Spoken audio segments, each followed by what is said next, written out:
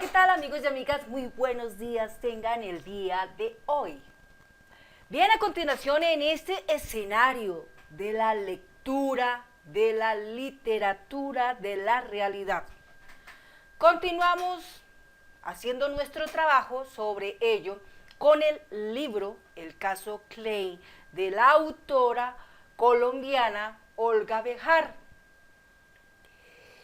En el anterior video empezamos este capítulo que se llama La Isla de la Fantasía. Es la parte 1 y ahora vamos a comenzar la parte 2 a partir de la página 80 de esta interesante historia que nos mueve en esta historia colombiana sobre el origen del paramilitarismo en Colombia. Reconocer dónde comenzó realmente esa historia y reconocer, tener memoria de las personas que iniciaron con esta tragedia, digámoslo así, porque es una tragedia que hoy por hoy todavía nos empaña tenazmente en Colombia y que por causa de ese problema nuestro país Colombia ha dejado de percibir una enorme paz total como la que hoy se quiere promover a partir del gobierno del doctor Gustavo Petro, presidente de la República de Colombia. Entonces, por esta razón, hacemos seguimiento a la lectura de este libro. Claro está, si en algunos momentos nos demoramos un poquito, por favor, los invito a tener paciencia porque el tema que estamos tratando no es cualquier tema. Y además, por la protección a quien lo está haciendo, porque lamentablemente todavía estamos dentro de ese estado nubloso, oscuro, donde existen personajes que están pendientes de estos temas, de quien los lanza, y no falta que frente a eso muevan sus fichas en ese tablero grande de ajedrez y empiecen a perseguir, a amenazar, intimidar a las personas que están en la evocación de hacer seguimiento a estos temas, con el fin de que muchas personas en este país y fuera de este país se puedan enterar de las cosas reales que mueven este país, se puedan enterar de los personajes a quien les vamos a aplicar, digámosle eso, conocer los personajes que se dieron a la rienda de manejar esta situación sin control, de abrir ese pozo profundo donde abismalmente hay una enorme oscuridad y de la cual muchos quieren salir, de la cual dentro de ese pozo oscuro existen miles y miles de verdades, evidencias oscuras, otras están abiertas pero no pueden ser tratadas porque sencillamente el poder y el dinero, los medios de comunicación, muchos de ellos están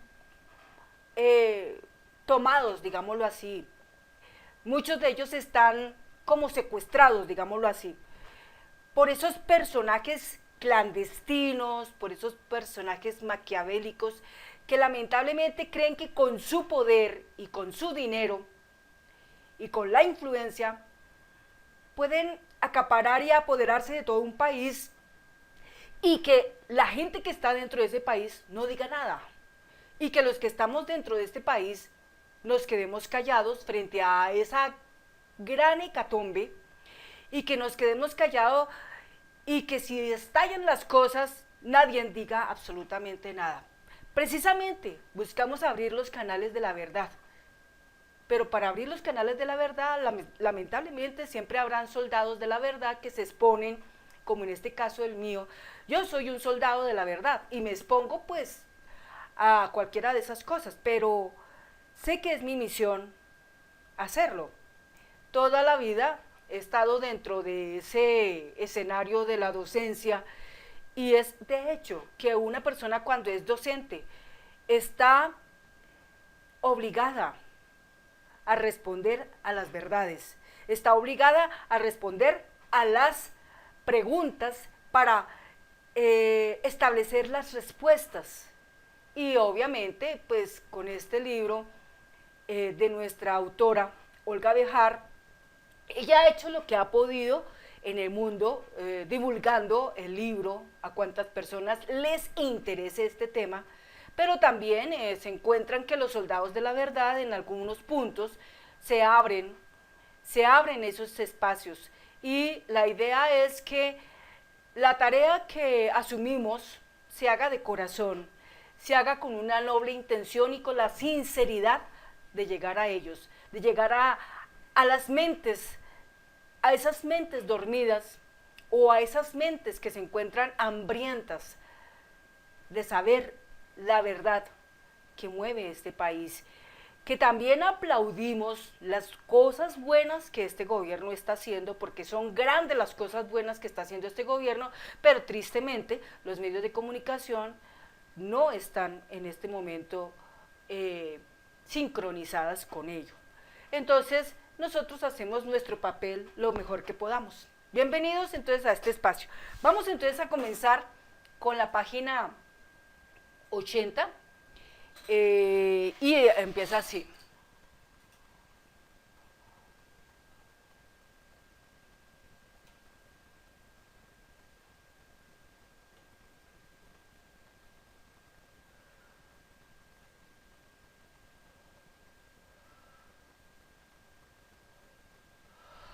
A pesar de que los alumnos ya tenían un poco de experiencia, había que enseñarles técnicas de manejo de armas. Por eso, lo primero fue el entrenamiento con armas. Como ellos ya sabían desbaratarlas, limpiarlas y cargarlas, no era necesario que los instructores manipularan las armas verdaderas. Empezamos en el campo de disparos. Tenían toda clase de armas. M16, MI, Kalashnikov, AK-47. Vi 2 carabinas, pero la mayoría eran AK-47 y M16. Al igual que en la anterior ocasión, cada entrenador tenía un promedio de 10 alumnos que aprendían las cosas y no se mezclaban con los otros. No llegamos a montar más que grupos de patrulleros. Salían máximo 9 personas a patrullar su terreno a pie y con vehículos. Después de entrenarlos en disparo, seguíamos con camuflaje y ejercicios de combate en lugar abierto. Se empezaba de a uno, luego varios, hasta grupos contra grupo. Más adelante venía el ejercicio de cuidar una edificación y el resguardo o protección de fincas, lo mismo 9 o 10 combatientes. También hacíamos tareas de emboscadas si iban de patrullaje en vehículo o a pie. Esta práctica era muy importante porque por lo general lo que la guerrilla hacía en las vías era emboscadas. En la parte final se desarrolló un curso básico de enfermería, cada uno tenía un vendaje personal que aprendieron a usar, lo dictaban un médico civil de ACDGAM y unos enfermeros colombianos. Les enseñamos a estar en forma y conservar ese estado físico. ¿En 3 semanas se puede hacer todo eso? Preguntamos con asombro. Miren, yo soy un soldado israelí. ¿No suponen que puede estar en capacidad de llevarlos a cierto nivel? Al terminar, ellos no podían creer que en solo 3 semanas los entrenara así de bien. Y la razón es que el colombiano es obediente. A un israelí no se le podrían enseñar tan rápido. Tampoco hay que olvidar que cada grupo fue entrenado por un coronel del más alto nivel que existe en Israel. Mi papel en estos cursos era el de dirigir, supervisar y coordinar todas las actividades. Durante las 3 semanas andaba entre los grupos para observar a los entrenadores. En este nivel no tenía que llamarles la atención porque su trabajo era impecable, pero deambulaba por el terreno viendo que se podía renovar, lo que se podía hacer a continuación, la adecuación al terreno, al horario. Solo tienes 3 semanas, tienes que saber cuándo correr y cuándo parar. Era nuestra primera vez que hacíamos un entrenamiento de esa naturaleza.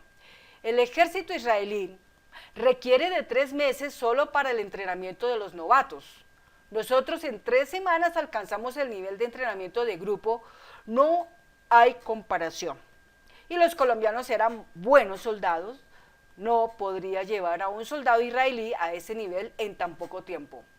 Un israelí hace preguntas, quiere saber, tienes que explicarle todo, no puede salir a entrenar sin explicarle y ponerle ejemplos. La conversación es interrumpida por una música árabe que sale de unos parlantes y por la luminosidad de fuegos artificiales que penetran el azul petróleo y el naranja que se mezclan en el cielo. Todo proviene de la mezquita que se divisa a la perfección desde la terraza de la casa de Klein. Es hermoso el espectáculo del bello minarete silueteado por el atardecer. Al fondo, el imponente Mediterráneo nos ubica en este punto del mundo en donde intentamos encontrar la verdad. Tanto ruido por un matrimonio, dice Klein entre risas. No puede dejar de evocar sus fracasos matrimoniales y, pensando en voz alta sobre el futuro que le puede esperar al novio, dice: ¡qué idiota! Para un vaso de leche no necesitas toda la vaca. Pero rápidamente se reconecta con nuestro tema. En Israel, los principiantes no tienen a un coronel para entrenarlos. No se les pide al soldado ningún nivel. Hace turnos en la cocina, en 3 meses se trabaja con el fondo, en una semana se necesita una educación general. Además, los colombianos no tenían límites como el israelí, que trabaja en sus horarios y sin mayor presión. Ellos tenían un ritmo loco, con muchísima dedicación, como si ya estuvieran combatiendo a la guerrilla durante el entrenamiento. Los paras tenían mucha gente, pero nos mandaron a los mejores y en especial a aquellos que habían sido heridos por la guerrilla. Es como si hubiéramos recibido a un grupo de patrulleros en Israel. Como yo no trabajaba físicamente con ellos, no podría decir quién se destacaba. Pienso que en sus entrenadores eran los que tenían el contacto. Como yo no hablaba español, tampoco podía tener una relación que me permitiera conocerlos, como sus ideales, sus preocupaciones, su nivel intelectual. Al igual que en el primer curso, en el segundo terminamos con un ejercicio final que contenía todos los elementos que habían aprendido durante el entrenamiento. Desde cuando llegamos allá por primera vez, cavamos canales, eran trincheras que se comunicaban entre sí y que habíamos cavado porque teníamos el temor de que la guerrilla nos atacara de verdad durante el curso, pero nunca pasó. Entonces la retirada se hacía recorriendo las trincheras hasta llegar a un punto específico en la retaguardia desde donde se podía hacer observación, pero garantizando que estaban protegidos del tiroteo. Les enseñamos cómo una de las fuerzas toma control de la edificación de los entrenadores, otra captura la cocina, otro el campo de tiro, otro el lugar donde ellos dormían y así cada una de las fuerzas captura todo. Además, las fuerzas se protegen entre sí. Eran buenos combatientes porque entendían que no se hacía ningún movimiento sin cubrimiento. Si salen 6, 3 se arrodillan y disparan. Si atacan 9, los 9 se cubren. El ejercicio final tenía todo: movimiento, ataque, defensa. En esta ocasión el simulacro consistió en hacer de cuenta que ellos estaban en un campamento, la guerrilla los atacaba, ellos hacían como que se retiraban para tratar de saber qué estaba pasando. ¿Quiénes atacaban? Recuerden que todo esto sucede en la selva, donde no puedes ver más allá de 50 metros. En este ejercicio final, estuvieron todos los campesinos de la zona como observadores. ¿Quiénes eran en particular? No sé. De nuevo reitero en que si hubiera sabido que había relación con terroristas o narcotraficantes, nunca en mi vida hubiera ido a Colombia sin importar la suma que me ofrecieran y como es obvio, menos con la risible cantidad que se me pagó. Mi sensación era que yo venía a prestar un servicio de defensa a la gente que estaba combatiendo a la guerrilla. Las personas que entrenamos eran campesinos.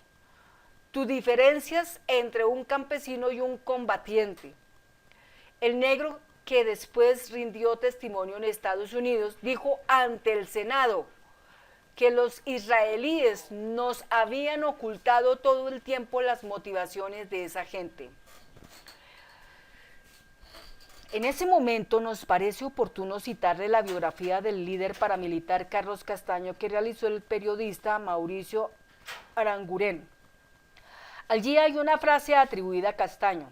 Si la leemos, yo creo que Klein vino engañado a Colombia por Ariel Otero, que es Meneses, y por dos militares activos y corrompidos del ejército. Meneses era un hombre despreciable. Fue el segundo hombre de Henry Pérez. El instructor israelí siempre pensó que el Estado colombiano lo contrató. El gobierno para dictar esos cursos, observamos su reacción. Sentía alivio al saber que uno de los hombres que al parecer había participado en los entrenamientos corroboraba su versión. Eso es exactamente lo que digo. Hicimos las cosas paso a paso. Sí, por ejemplo, hoy vengo a Israel y me encuentro con el comandante de las Fuerzas Armadas, con el ministro de Agricultura, con el alcalde de la zona donde voy a trabajar y estoy pegado al ejército en la zona donde ellos están. Yo tengo claro que si trabajo para ellos, ahora, cuando me traen combatientes para entrenarlos, puede que los jefes de la droga más grandes del mundo estén ahí, pero si los lleva gente que pienso que es el gobierno, no voy a revisar uno por uno a ver quién es o qué es. Yo recibí a 40, 50 estudiantes, de los cuales escogimos 30 en cada ocasión. Sabíamos que eran de distintas regiones, pero ¿quiénes eran? Ni lo sabía ni me interesaba. En absoluto, si hubiera tenido que verificar a cada uno,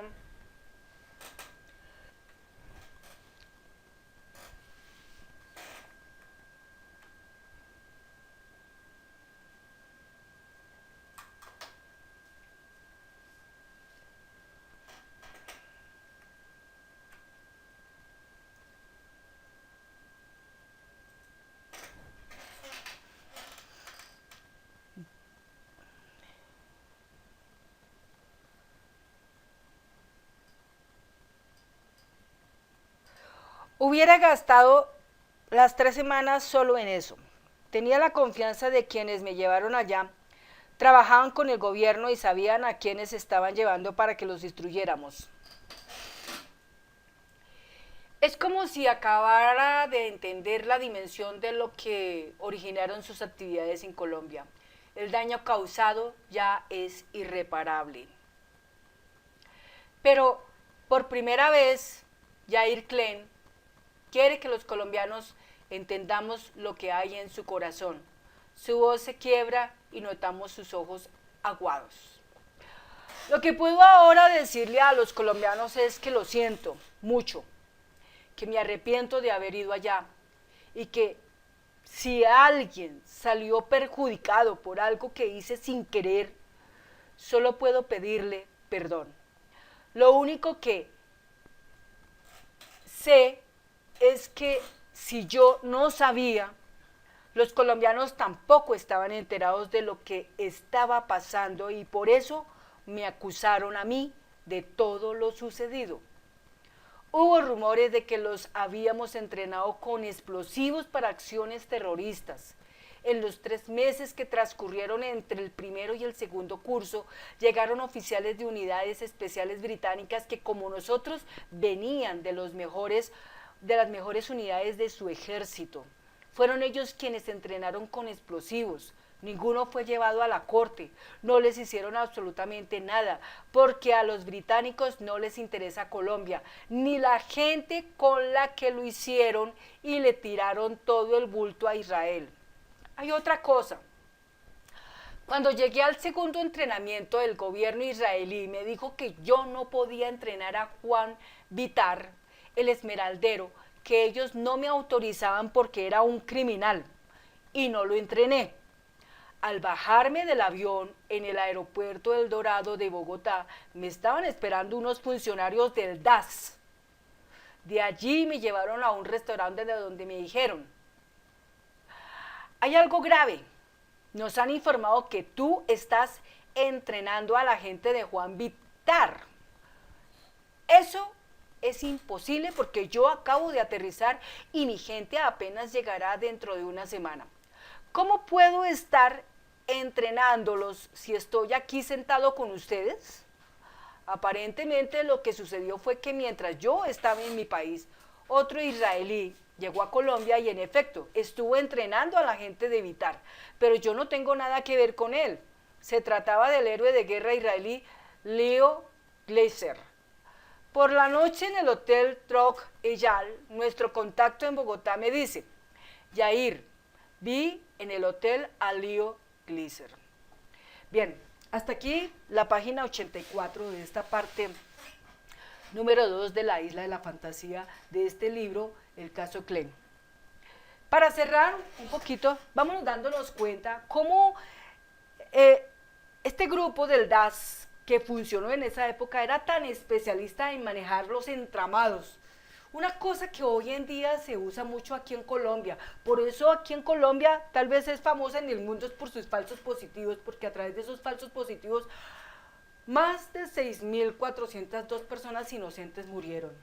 Pero a través de esos falsos positivos también existen los falsos positivos judiciales. Los entramados, ellos obviamente sus entramados lo hacen de una manera muy, ¿cómo se puede decir? Muy especial, porque es que ellos juegan con muchas cosas. Ellos van a jugar, por ejemplo, con audios que los pueden distorsionar creando voces con esos mismos audios, voces que de pronto en algún momento decían una cosa, pero unidos en otra parte de la cinta pueden estar diciendo otras cosas. Lo que sí les puedo decir, amigo o amiga colombiano, o personas que se encuentran fuera del país, es que sencillamente esta gente del DAS era agudamente especialista en esta clase de cosas. Por eso existen los libros de las cruzadas, por eso existe un libro de los casos de las muertes extrajudiciales.